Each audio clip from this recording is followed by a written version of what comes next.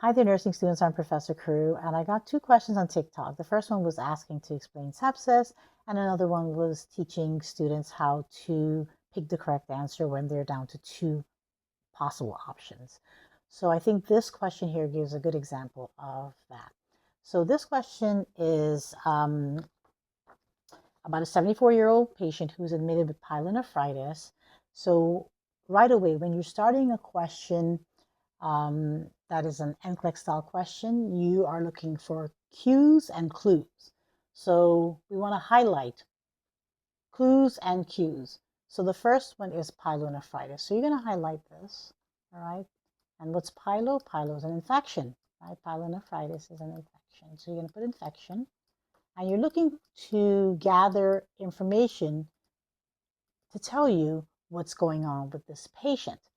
The next thing is they're telling you the patient has a fever of 102.4. So this patient has a fever. Telling you the patient's heart rate is 122 beats per minute. So this patient has tachycardia. So the patient's tachy.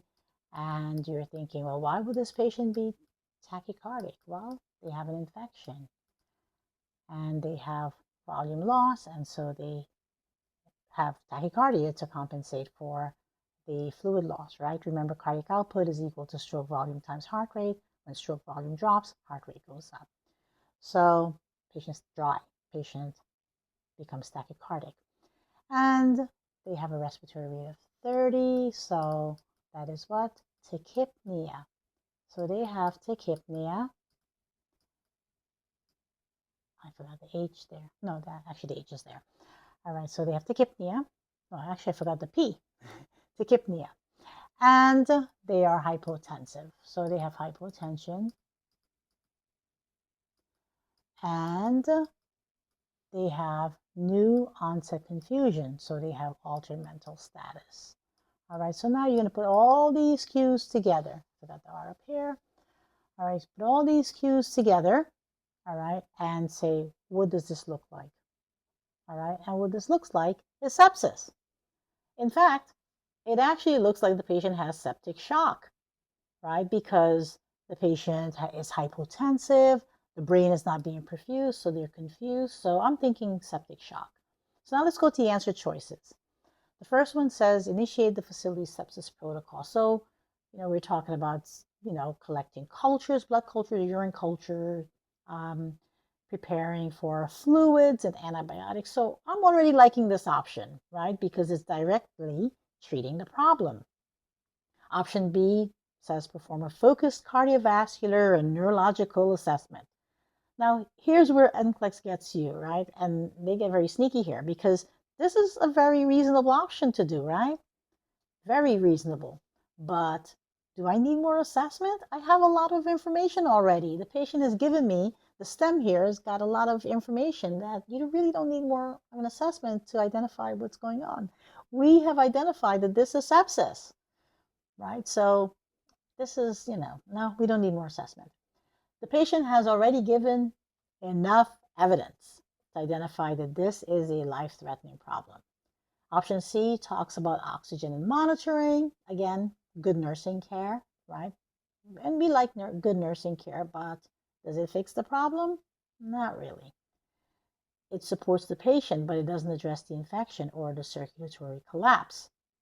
Option D says review labs and medications. Is that helpful? It's helpful, right? Is it a priority? Not even close. So the correct answer is option A. Why? Because we identified all of these cues as what? Sepsis. And this is right here in the answer, sepsis protocol. So when you're answering NCLEX questions, you're looking for a few things. Always ABCs, airway, breathing, and circulation. When you're doing these questions, these are prioritization questions. So you want to look for things that you want to look for the answer that's the safest. You want to look for the answer that's going to cause the least harm to the patient. You want to look for the answer that's going to fix the problem. And you may have 4 answers that are very correct, but you have to pick the one that is most correct. And which one answers the question directly. Just because a statement is true or an option is true, the statement, what it says in the option is true, go back and ask yourself, yes, this is a true statement, but is it answering the question? Is it fixing the problem posed in the STEM? So that, my friends, is how you do clinical reasoning questions. If you have a topic that you want me to do an NCLEX question of the day, just drop a comment about it and I will try my best to do it. If you like this, please comment, like, and share.